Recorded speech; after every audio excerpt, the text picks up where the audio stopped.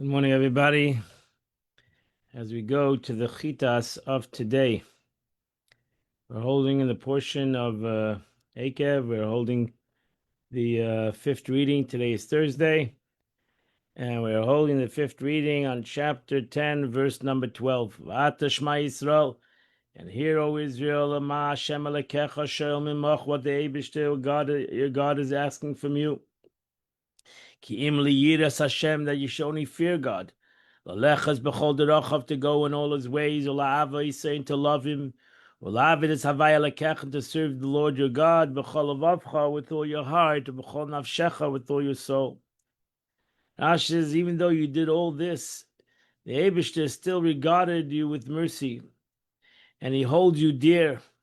And in spite of all that you have sinned against him, he will only ask you only one thing, is to revere him. That's it. Kim liyira. Our rabbis derive from here that everything is determined by heaven. Akol midei shamayim, chutz miyira shamayim, besides the fear of heaven. Verse 13: Lishmer mitzvah vayves, to keep the commandments of the rules. Hashanechem mitzav chayim, which I am commanding today. Latev lach, which is going to be good for you. Now she says, and even this he does not ask you to do graciously for nothing, but it's for your own good, l'tevlach, which you'll receive reward. Behold, both the physical heavens and the spiritual heavens beyond the physical heavens, not to mention the earth and all that's on it, belong to Lord your God. Hashem belongs everything, and nevertheless, God desires only your forefathers out of all. Nevertheless, the Eibishter chose the Jewish nation, to love them. And he chose in their offspring, Achreim, Bachem, and you, Mikol Amim, to all the nations, Kayem Hazeh, to this day. Now she says, Bachem, just as you can see that you are the most desired out of all people as of this day. Eibishter has shown the Jewish nation that he desires them. You should circumcise the foreskins of your heart. But after him, and cease to be a stiff-necked nation. Rashi says, the barrier over your heart and the covering. That's orlas halev, the thickness of the heart. Because God, your God, is the God of all gods. The master of all masters. The great, the mighty, and the awesome God, which he doesn't show any, he has no parsha, doesn't show any face. Does not accept any bribes. Rashi says, no Lord will ever be able to save you from his hand. That's number one. Don't run to any human lords. If you throw off his yoke, you totally shirk your divine mission. And nor he accepts bribe to appease him by donating money to his causes. In such case, even though you can atone for your sin in certain other cases. The Eibishter execute justice on behalf of the orphan and the widow. He shows love to a convert. To give him bread and clothing. Here he mentions God's might. And with his might, you also find mentioned his humility. That he helps. Oisa mishpat, because mishpat is justice, is might, but then he says Yasam Valmana. Oyev ger, that's rachamim. Oyev ger losses similar. Do not understand this quality. It's a matter of great importance. For it was only a material concern our father Jacob prayed for. And I'll give me bread and eat and clothing to wear. So don't make simple of the basic needs of a human being. After Misager, you should love the convert. Because you were a convert you were strangers in the land of Egypt. This is a famous statement in the Gemara. Mum shabach al temer lechavrecha. A negative that's in you, don't say it to your friend. Don't say to your friend your own negative. Mum shabach al temer lechavrecha. Hashem alakecha Torah, you should fear the Lord your God. Him you should service. And him you should cleave to. And his name you should swear. Now she says you must revere God and worship him and attach yourself to him. And once you possess all these qualities, then you may swear in his name. Because if you have no reverence to God, don't swear in his name. People will swear in God's name in vain. Verse 21, Hu tilasecha, he is your praise. Hu elekecha is your God. Asher asayita zagdelas vadneris, we did to you with you all this greatness and these wonders. Asher necha, which your eyes have seen. Your fathers came down to Egypt with 70 souls. And now the Eibishter made you as numerous as the stars of heaven. Chapter 11, verse number 1. You shall love your God, you shall watch his charges, all his statutes and his laws and his mitzvahs, kol hayomim, all the days. You should know today. Key,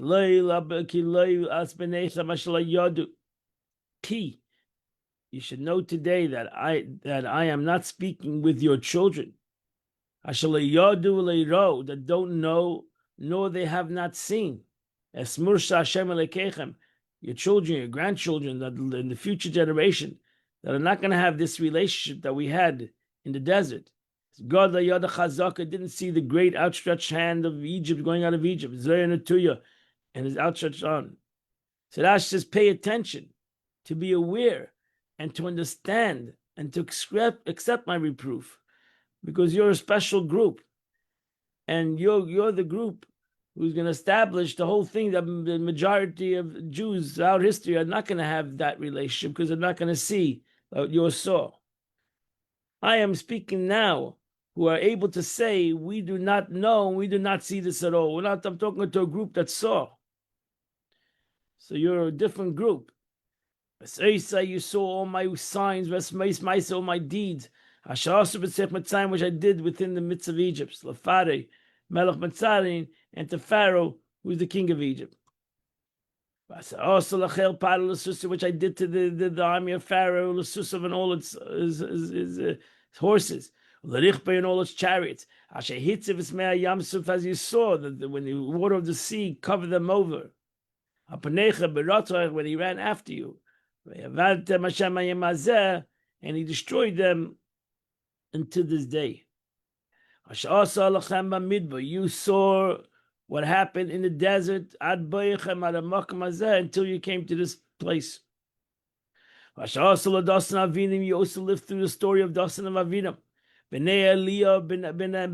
Reuven, the sons of Eliah, the sons of Reuven. Asher Potzah, it says Pia, that the earth opened up its mouth. Vativleim, and it swallowed them. It was Bateim Vesaleim, the houses and the tents. It's called Yukum. And all the money, Asher Beregleim, which is by their feet, Bekerev Kol Yisrael, the midst of the Jewish people. Now she says, when any one of them had fled, the earth split open in front of him. They couldn't run away. That was the miracle of another miracle. This is the opinion of Yehuda. Rabbi Nechemia said, don't we not already say the earth opened its mouth? And not the earth opened its mouth and not its mouth. Rabbi Yehuda replied, if so, how do I explain in the midst of all of Israel? Implying that there was an opening everywhere. Nechemia replied, the earth turned into a slope, like a funnel. And wherever somebody ran away, they rolled down the funnel and they fell into the mouth. So Yehuda says the mouth opened every place.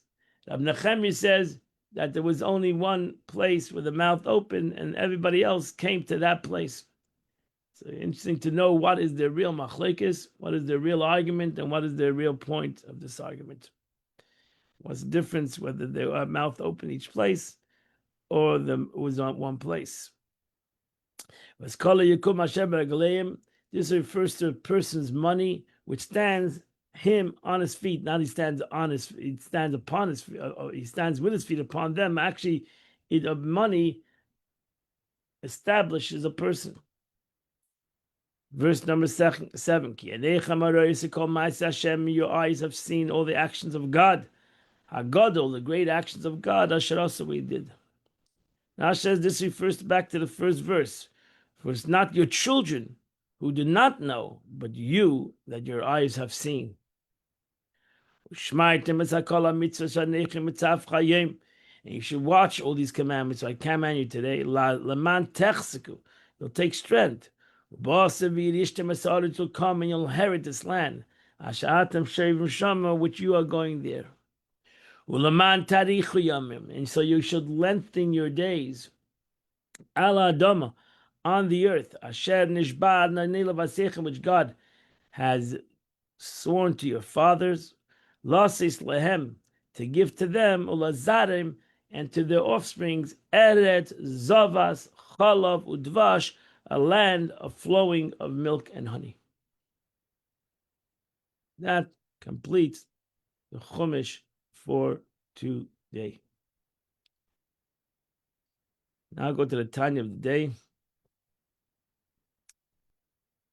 We're still in the sixth letter of the Alter Rebbe. And he continues his thought, very deep thought. Now it's well known, the Yesh Beis Mine Dechila Rechimim. It's well known that there are two types of awe of God and two types of love of God, which in Kabbalah Chassidus is called Ava Tata, Avi Lo, Yira Tata, Yiri Lo. The lower level of love, a higher level of love, the lower level of fear, and the higher level of fear. Harishayna is the first level of love or fear. That all is born from one's contemplation, one's understanding. Vadas, one's knowledge. Bigdula Saint Seferhu, in the wisdom of God, the greatness of God, I'm sorry. And then to things that bring a person to love God and to fear Him. So these things are born out of one's understanding. And then you have the latter, the second love. That comes after that. Avo ilah, yiro ilah, comes after that, but it comes, as the Alter Rebbe said many times before, bebechinas matana. That's a gift. To be able to receive a higher level of love is a gift min hashamayim. So after one has acquired the love and fear that results from one's contemplation, he then is granted from above a heightened measure of love and fear. That means one can live his whole life in the lower level of fear and the lower level of love. He won't be zeicha, maybe, to a higher level of love.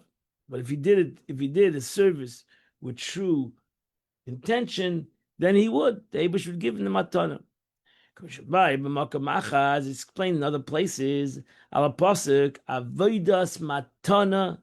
The Eibush says to the kohen, "I've given to you a gift. Eten es kunaschem. That you became a kohen is a gift. That you can be able to serve in the Beis Hamikdash is a gift. It's a gift." She midas ava, because a kohen, because the aspect, the true concept of a kohen is ava. Heaven mitamida shal Aaron, oyev shalom v'roidev shalom, oyev esabri. Aaron was given. We should be the students of Aaron. Aaron was given a gift, the gift of love. It's a gift. They have a gift. V'chein gam yira, and so too the concept of fear, the higher level of fear, is a gift. It's a gift. Now surely you can understand that there's no comparison between a love and fear of God that's created through intellect, legaba achlenis, in comparison to a higher level of love and a higher level of fear, which is a gift from the Creator. There's a big difference between what somebody does something and he receives, so to say, a reward. That's the difference between a reward and a gift. A reward is what you receive for what and you're rewarded for what you have done. Like you get a schar, you get paid for what you have done. Person can expect to get paid more than he's done. But a gift is something that you don't deserve. That's why it's called a gift. The latter one is a gift. So just as there's an absolute comparison to created and created, so too there's no comparison between love and fear of generated by each one of these two levels. And therefore, and therefore the second love is called true love. And the second fear is called true fear. Emes. Titin emes. The concept of truth. Because the previous ones are generated. Anything that's generated through the aspect of a human being is not true. It's his truth, but it's not the real truth. Because it's based on his understanding. That's why you can have my understanding, you have your understanding. Because as it's brought down, the Gemara, the seal of God is truth. She emes amiti. God is the real truth. That's the expression. Emes amiti, the truth of truth. And all truth of humanity, it's not really true. So emes, that's why the Chazal say, the sages say, emes is aleph mem saf. It's the first letter in the Hebrew alphabet. It's the middle letter. The mem is the middle letter, and the saf is the last letter. Because truth never changes. Truth cannot change. You can't have, but a human being, his truth does change. Baruch Hashem, in a way.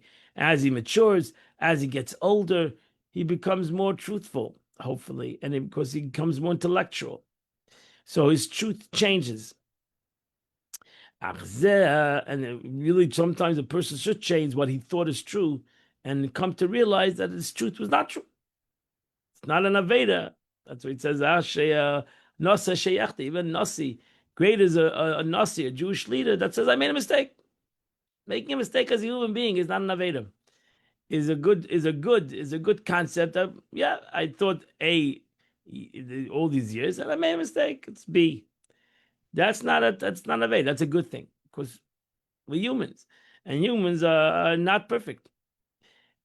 So whatever is true today might not be true tomorrow, but the Eibishter is totally true, and that's what Torah Nitzchias. The Torah is Nitzchias because it's truth. If it changes by time, it changes by fashion or by generation, then it's not truth. Then it's truth only to that generation.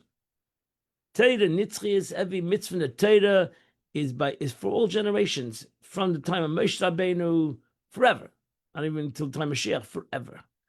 Because Torah Nitzchias, Torah Emes. Torah is the Emes Shal HaKadosh Baruch Hu.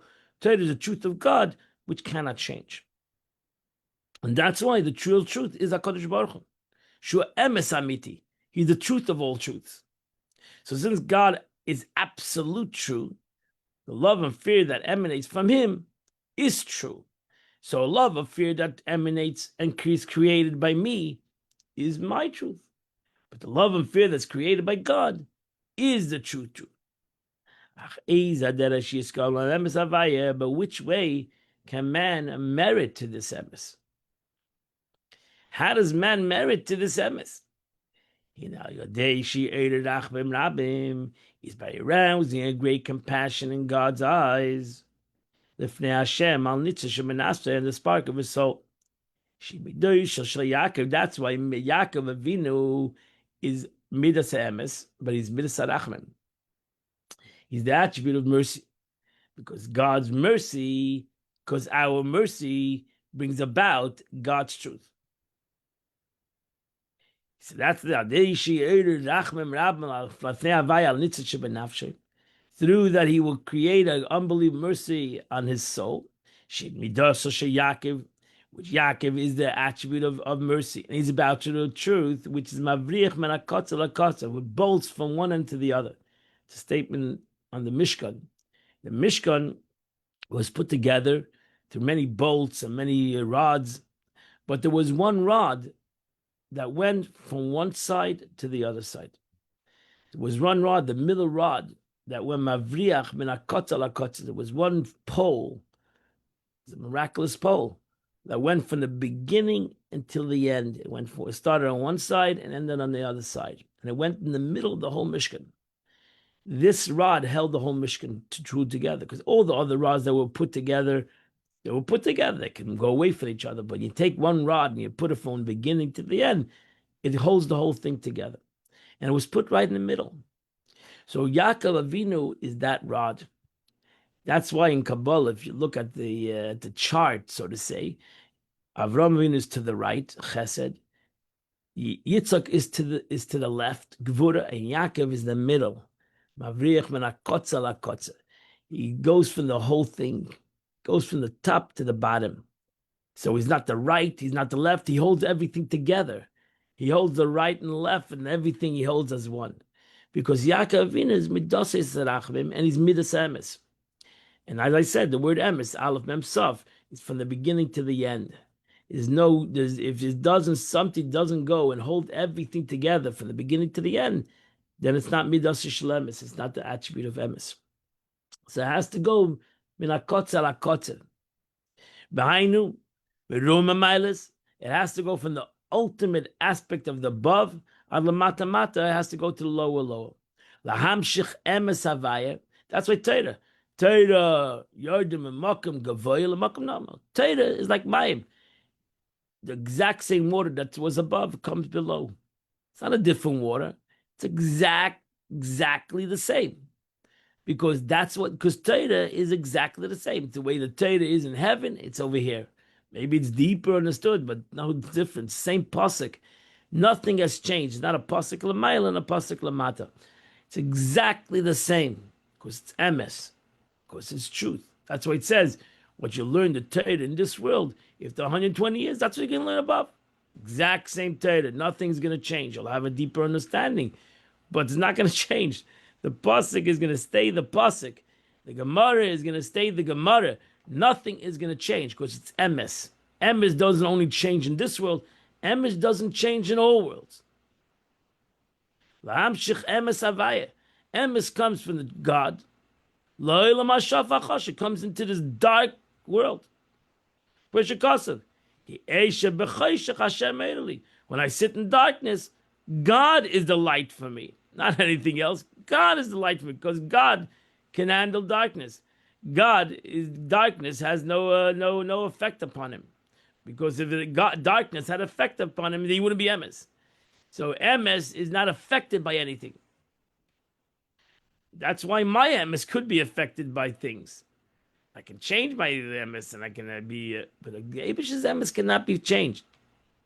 And this is the meaning also it says, for his kindness has prevailed over us, meaning God's kindness has prevailed over the darkness of this world, illuminating even the aspects of man's soul that is closed in his body. And that's why we turn to God, or we turn to the Torah, because that's true emes.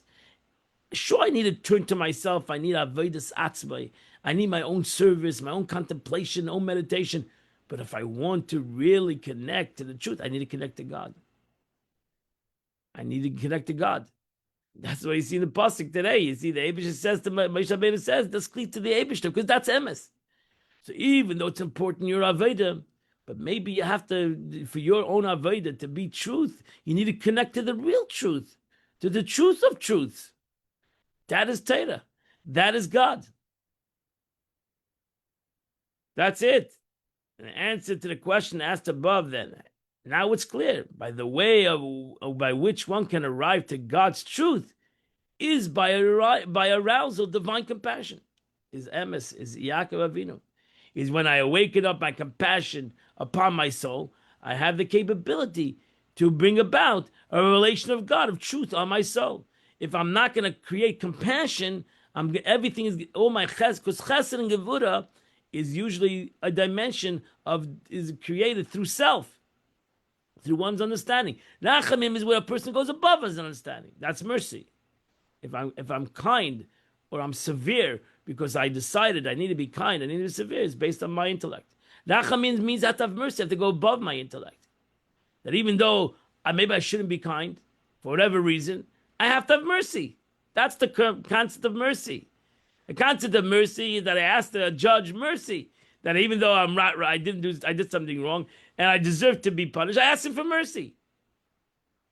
I fall under the mercy of the court. Because mercy is the concept that's above the aspect of the concept of what should be and what shouldn't be, because it's mercy. That's the whole purpose. So that means I'm going above my chesed. I'm going above my gevura. I'm asking for the mercy of HaKadosh Baruch Hu. So that wakens up something that is above the chesed, the natural chesed, the reward of what God wants to give me. God says, wow, I'm going above the reward. You're going to show mercy. That's Asirus Latata. That's Avodas Adam. That's the awakening from below that has an effect above.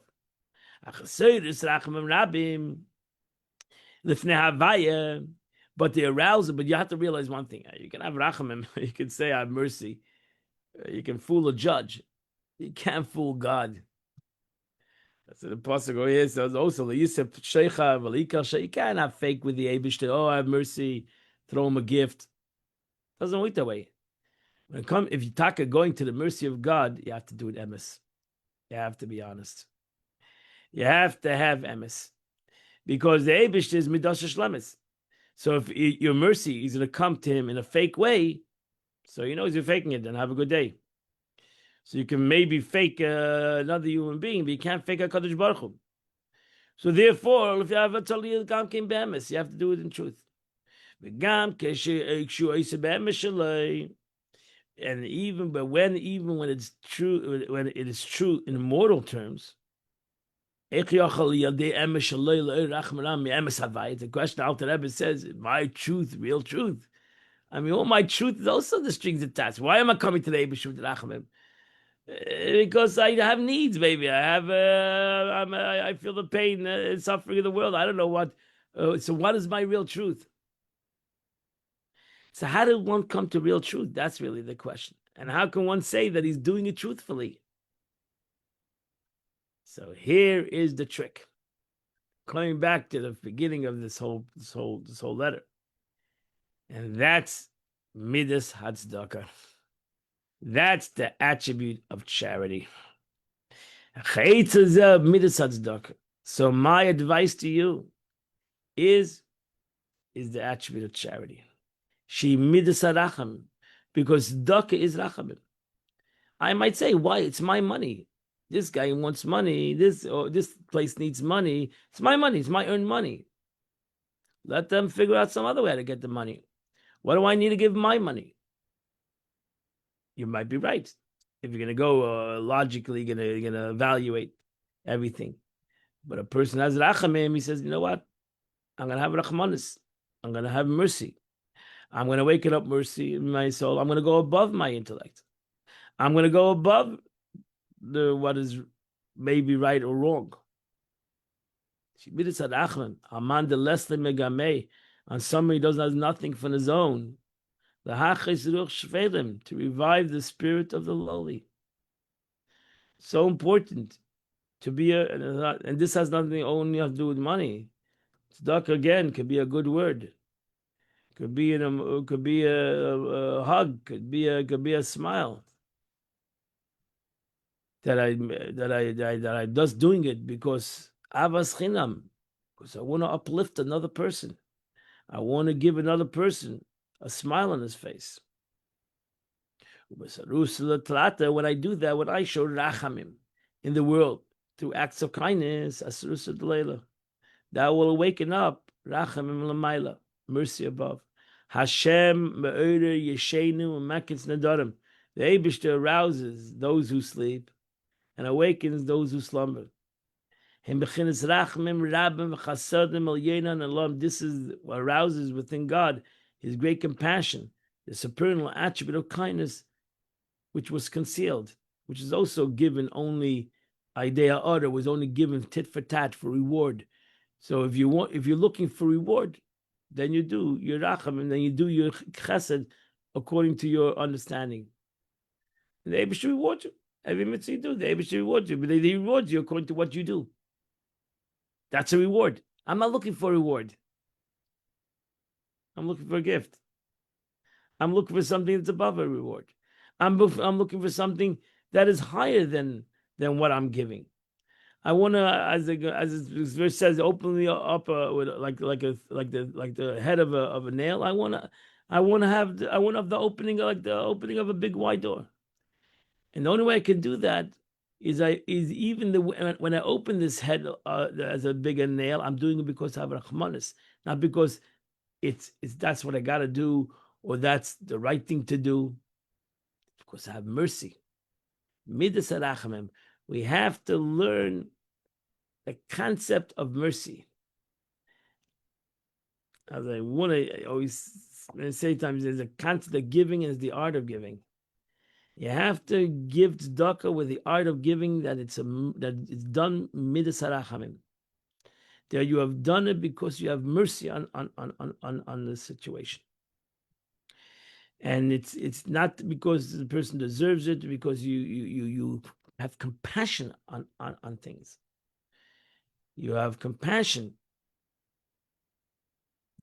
And that is the way a Jew should do things, especially when it comes to tzedakah. Or when it comes, because you know that every mitzvah is a tzedakah in Kabbalah. So you should do a mitzvah because of the same reason. I should have mercy on my soul. I should have rachmanis on my neshama, that I'm giving it a lifeline. By doing a mitzvah, I'm throwing my neshama a lifeline.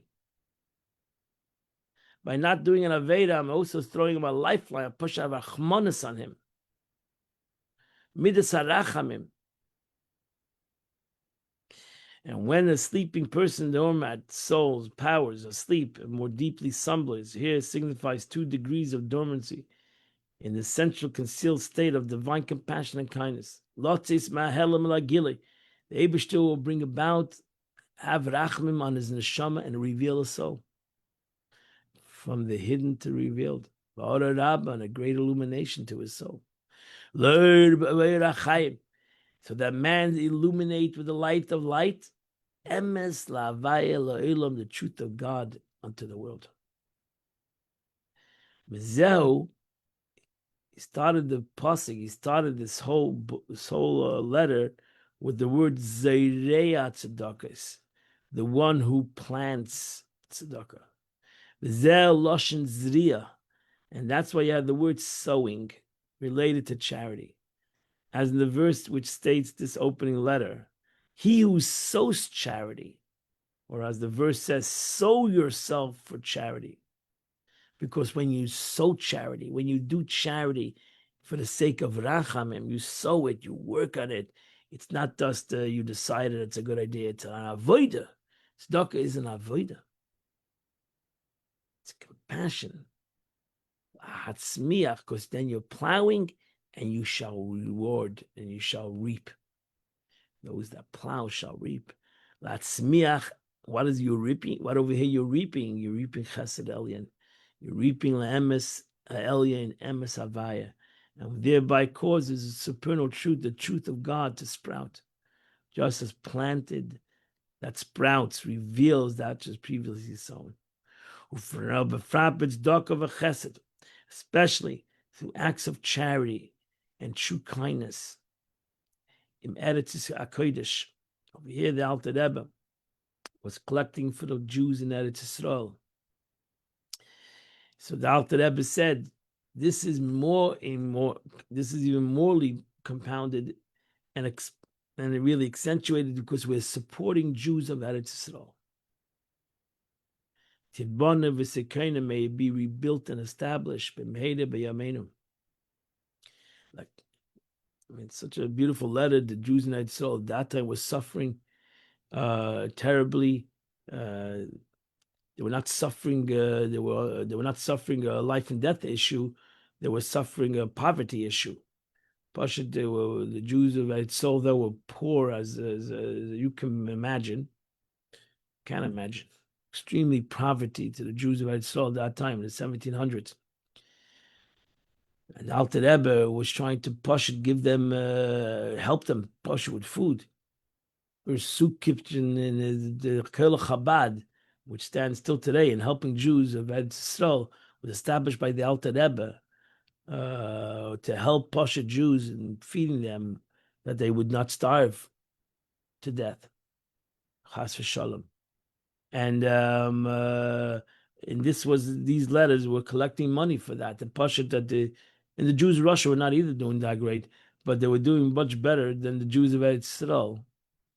And because they had some capability of parnasa within it, so that no capacity and capability of parnasa at all. Thereby, the verse says, "The truth shall sprout forth from the land." And I'm just trying to say that so the Jews also need everybody's, all of our rachamim, all our support, begashmis u'beruchnius, and our good word and our money and whatever it takes to uplift the Jews in Eretz Yisrael to the tzaras they're going through at this present time, and especially the Jews of Eretz Yisrael. Through the sowing of charity in it, and the kindness and great compassion that are gathered into it and gleaned in it. This corresponding arouse the supreme graciousness, the supreme great graces that are hidden and concealed. As the pasuk says, "How great your kindness, Ashet Safanta, which you have hidden." So that the land is established and set firmly. Both Eretz Yisrael and Sfiras HaMalchus, you're going to see a couple of these letters. Alter Rebbe is going to make this connection between Eretz Yisrael and Sfiras HaMalchus of Atzilus, in the attribute of Malchus of the world of Atzilus. So that both Eretz Yisrael and Sfiras HaMalchus must be buddhism. They both must be. Both these entities must be aroused, must be Eretz Yisrael is Eretz Hakdosha, but it needs to be brought about. It needs to be strengthened, brought out from the land. The beauty of Eretz Yisrael needs to be planted. It needs to be sown. It needs to be Shem sprouted. That's why we say she Eretz Tibon of that we're looking for a land, not looking for just a land. That a land that will bring out its holiness. So the latter, because it is sent in order to serve as a source of the creative beings that are in the lower world, in the world of Atzilus, that ultimately, that means that the Kabbalah, the land of Eretz Yisrael, is exactly facing the land is facing the Malchus Atzilus, and by sowing in Eretz Yisrael, by planting in Eretz Yisrael, by developing the land of Eretz Yisrael, and the Yidden of Eretz Yisrael, we reveal Malchus of the will of Atzilus. This is going to explain another beautiful letter of the Alter Rebbe. This is what's written, Tzedakah Tekanani, that through tzedakah shall you be firmly established, referring to the establishment of the congregation of Israel here below, as well to the spiritual counterpart above, the Sfiras of Malchus of Atzilus in the heaven, which is also known as the same name. So you have the Knesset Yisrael, wherever Jews gather, and where is the Knesset Yisrael? The source of Knesset Yisrael is in the world of Malchus of Atzilus. It's also called, one of the names of Malchus of the world of Atzilus is called Knesset Yisrael, the gathering. In Kabbalah, it's called Knesset Yisrael, the gathering of the Jewish nation. Okay, this ends the Tanya for today. Today is Chaf Av. It's a very special day. It's the Yortzeit of the Rebbe's father, who died in